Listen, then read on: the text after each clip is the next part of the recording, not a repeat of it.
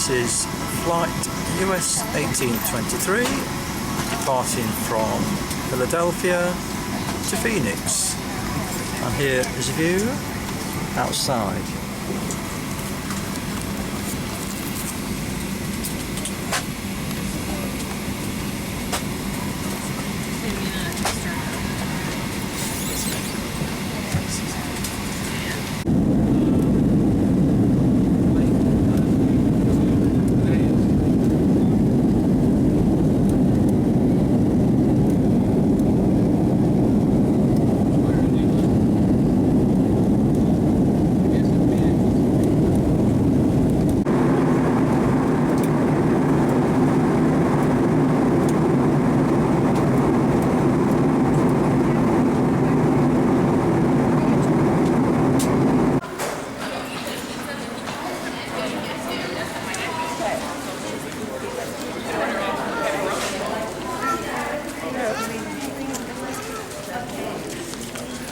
Just a picture.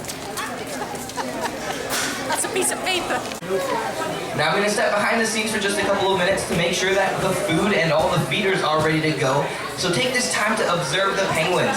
See if you notice any interesting behaviors that are going on, or if you've always had questions about penguins. For example, why are they black and white? Or maybe what are those bubbles coming up from those penguins? We'll have a chance to answer those questions for you during the feeding program. Alright folks, once again, if you are in the front, if you can take a seat on the tiles, if you would rather remain standing behind the benches, and I will be back in just a couple of minutes.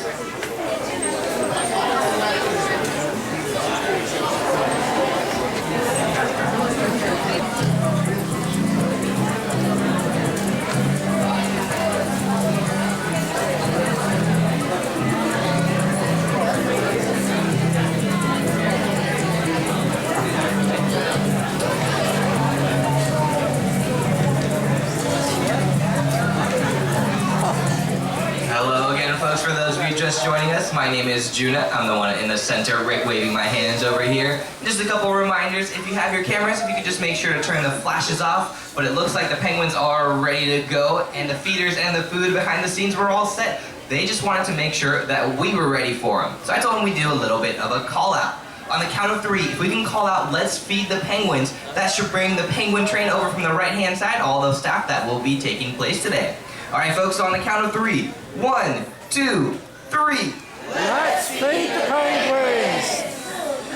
Alright, Lauren, did you hear us back there? We heard you loud and clear, Juna, and the penguin train is leaving the station. Sounds good. So we got Eric taking in the front. He's got the silver bucket. Monica with the green clipboard in the middle. And we have Lauren, the caboose, coming in at the end. Hello, everyone. Yeah, so the two in the front, they are aviculturists. They are the ones that take care of the birds. Lauren is our penguin expert today, so we'll bombard her with those penguin questions in a bit. But can you tell us what's going on in there, Lauren? Well, we were greeted by a penguin welcoming committee, that is for sure. That's because Eric has that silver bucket of food. It looks like we got some hungry birds this afternoon. So he's going to be the one actually feeding the birds right now. But Monica is in here, and she's another aviculturist, just like Eric. So again, they both take care of birds. But she's actually taking notes on that green clipboard. She's trying to figure out how many fish each penguin eats. Yeah, it's really important for us to keep a track of every single fish that these penguins eat. Did any of you count every single French fry you had for lunch? Anyone? I have one hand go up. Well, we might not do that very often, but it's very important for these birds because they don't necessarily eat every single day. That's right. You know, a penguin doesn't have to eat every day. In fact, in the wild, they don't. So if a penguin skips a meal, that's perfectly fine. But, you know, if a penguin skips a couple of meals, just like our appetite might wane when we are not feeling too hot, same thing with the penguins. And so we'll keep a nice records of that, really good indicator of an animal's health. On the other hand, the penguins could start eating 2 or 3 times as much as they normally do. And that's a sign that a penguin is about to molt or lose all of its feathers. And in fact, we have a bird in pre-molt right now. You might see a bird called Geyser eating a whole lot of food. He's getting ready to actually lose all of his feathers from bottom to top. And to stay warm during that process, he's actually going to have a little bit of a penguin spare tire. Exactly. If you're looking for Geyser, he's the one with all the black spots on the center, looking like a geyser going up, so you might be able to spot him going around. And these are African black-footed penguins found in South Africa and Namibia. And today we're feeding them little bits of herring. Now in the wild, that is not what they would be eating. Lauren, what would they be eating in the wild, and why don't we feed them that? So out in South Africa, these birds would be finding something called the Cape anchovy. And we don't feed them that here for a couple reasons. One, we don't want to go all the way to South Africa to find food for our birds here in Monterey. And two, the Cape anchovy is being overfished. So those wild penguins have to go farther and farther to find food. Well, we don't want our birds to compete with their wild cousins, so instead we feed them a sustainable alternative. And in fact, if you would like to eat like a penguin, you can. The aquarium's actually done the homework for you. Has anyone ever heard of our Seafood Watch program? Seen some nods? Yeah. Basically, it's set up like a stoplight. Items on the green list, there's enough for us, there's enough for animals, there's being fished in a sustainable way. We can go ahead and keep eating those. Items on the yellow list, maybe want to keep an eye on, and items on the red list you want to avoid until those stocks can replenish. So it's a pretty cool program. Yeah, and we have those pocket guides. You might have seen those around the aquarium, or you can download an app for your phone so that you can keep up with what's going on with the sustainable fisheries. That's right. The cool thing about that program is that it actually works, and so there are animals that have moved up from the red list, now they're on the yellow list, or maybe items on the yellow list that have moved up to the green list. So constantly changing. Yeah. All right, folks. Well, me and Lauren can talk about penguins for a really long time. We really could. We've done it before. But if you have any questions, go ahead and raise your hands now, and we can answer those questions for you. All right, I got one on the far left. We'll start with you. All right, what's your question? Yes, I like that question. That was one of my favorites. Lauren, we noticed that when the penguins are in the water, there's some bubbles coming out. What is going on there? Is it what we think it is? It's not what you think it is. So if you notice the penguins, you'll probably see this behavior after the feeding. They'll do a lot of preening behavior, and basically they're making sure that their feathers, they lay nice and right. They have about 70 feathers per square inch. So in the size of a postage stamp, they've got 70 feathers, and those feathers actually zip up. So what the penguins can do is they can actually trap air under those feathers, and that's what keeps them warm as they're diving around in the cold water. Because the water here is not freezing, but it's the same water we use in the rest of the aquarium. So 53, 54 degrees, so still pretty chilly. As the penguin swims down, the air will escape usually to the highest end of the penguin, and that's usually its back end. Exactly. So not what you think that is. However, you might see these penguins eating, and you might see another behavior going on. And if you do see it, go ahead and ask what's going on, because we'll tell you about that. What's coming out of the penguin. That's right. Well, of course, you never see what goes in now. What goes in must come out. And actually, these penguins have a pretty special ability. They can do something called projectile defecation. That's exactly what it sounds like. Juna, tell us why that's so exciting. Yeah, so it's really important for the penguins. It might seem weird for us, but when these penguins are in nests, they have those little caves. It's blocked off right now. It's not nesting season currently, but when they're in there, they don't want to leave. If they leave, another penguin might come and steal their furniture. If they have chicks in there, the chicks might be unguarded. So what they do so they don't have to leave that box is turn around, shoot that poop, and it'll be very far away from their nest. They don't actually have to leave it, so it's like outside plumbing. That is. It's also why we're wearing protective eyewear in the exhibit. Just in case. Just in case. All right, I got a couple more questions. I had a hand raised over here. Another great question. Lauren, we're observing that these penguins are black and white. Is there a reason for that? There is, and so they're fashionable all the time. Not only are they fashionable in their little penguin tuxedos, the black and white is actually for camouflage or for blending in, which might sound kind of funny when you see the birds on the rocks. They look like they stick out. But keep in mind, penguins are mostly in the water. That's where their food is, and that is also where most of their predators are too. So if you're a penguin predator and you're swimming above a penguin, its dark black back is going to blend in with the dark bottom of the ocean. If you're below them looking up, its white belly is going to blend in with the bright sky. So a special type of camouflage called counter shading. And you'll actually see it on a lot of ocean animals, animals like the orca, the great white shark. They all really have that similar dark back and white belly. Exactly, and there is actually another reason, or something that helps them out. If they're feeling a little warm, they can actually turn around and have the white side reflect off the sunlight so they don't get overheated. If they feel like they're a little cold, they can turn their back towards the sun and absorb the sunlight. If you've ever worn a black shirt on a hot summer day, that's exactly what these penguins can do to warm up a little bit. All right, got a few more questions. Yeah, over here. About these penguins, Lauren, here's a good one for you.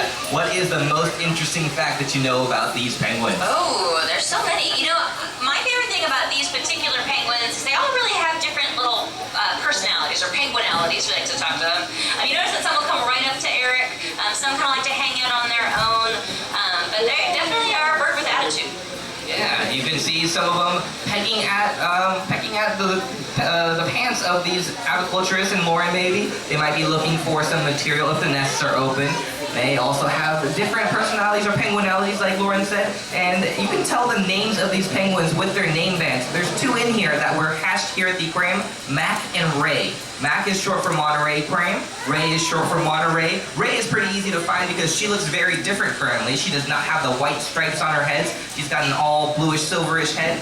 But the two of them, they were hatched here. They're very friendly. If you ever see them swimming around, Mac definitely likes to say hello. So see if you can wave at her. She can see you from the other side. So that's something interesting that I like to hang out with the penguins. That's right. Yeah, the birds can definitely see you just like you can see them. You're like the people show that comes on every day at 3. Any other questions? All right, oh, we got lots. Okay, we'll have you in the back first. All right, so we're seeing these penguins swim around in the water, and he was wondering how long can they hold their breath for? You know, these penguins hold their breath for a really long time. 15 minutes for the species. So if you started holding your breath when the show started, you would actually still be holding your breath if you were an African penguin. But in fact, that's actually not the record in the penguin world. The record is the emperor penguin. That's the bird that we find in March of the Penguins, the ones down in Antarctica. That bird can hold its breath for 30 minutes. That's quite a long time. I do, yeah, a couple more questions. Oh, great. So we were wondering, we have all these penguins in there. Can you tell us their ages? How long do they actually live? So a little different in a zoo or aquarium. Out in the wild, they're living 10 to 15 years. Here, actually much longer. So our oldest bird is Durbin. He's getting fed right now in front of Eric. So Durbin is our oldest penguin. He turned 23 in February. And we actually just had a hatch date or a birth date for Ray. Ray's our youngest bird on exhibit. She just turned 1 on the 4th of June. We do actually have 2 younger birds behind the scenes. They're some penguin chicks that hatched in May, but right now they're off exhibit because they don't have their waterproof feathers yet, but they are starting to explore. So it was not safe for them to be on exhibit, so they're back behind the scenes, and they'll come join us at the end of summer once they have their waterproof feathers. If you want to keep up with how they're doing, our blog and our website, we're doing updates on the little penguins, so keep updated with that. And right over here. Yeah, so we're looking at these penguins. They're all black and white with the exception of Ray. Can we tell the boys and the girls, the males and females apart? We can if you take a really long time. You have to wait because he lays an egg. We can sit in front of them. You can hang out in front of the exhibit. We actually have color-coded them for your convenience. The males are wearing a white name band, think of it like a white tux, and the females are wearing a black name band, think of it like little black dress. But we actually had to do a blood test when the birds first arrived to see who was male and female. It's actually quite difficult to tell out in the wild. All right, folks, it looks like the feeding is slowing down a little bit. I maybe have time for one more question. I'm gonna, in the back over here. Yeah, so we were just talking about chicks and mating and things like that. When do they start with that mating process? How old can they start and how long does it go? They'll become mature between 2 and 6 years old. These birds are on what's called a species survival plan here at the aquarium. And it was neat, is you can kind of think of it like an internet dating service for penguins. The birds can actually pick their own mates, but a lot of them are too closely related to have a healthy chick. And so what we do is we can actually get approval for some, and then if it's a healthy match, we can actually raise that up like we do with the other chicks that just hatched. The breeding season is in the spring and the fall. We try to mimic what's happening out in South Africa, just like they would have in the wild. Okay, folks, it looks like Eric's winding down a little bit. I just want to make sure to give a nice round of applause to Eric and Monica and Lauren inside and the penguins. Remember, you should have taken those great questions. Thank you so much. If you folks have any more questions, I can answer them off microphone for you, so come on up. If you have any more, come talk to me. Otherwise, thank you so much for joining us here at the Penguin exhibit, and enjoy the rest of your day at the Monterey Bay Aquarium. Bye, folks.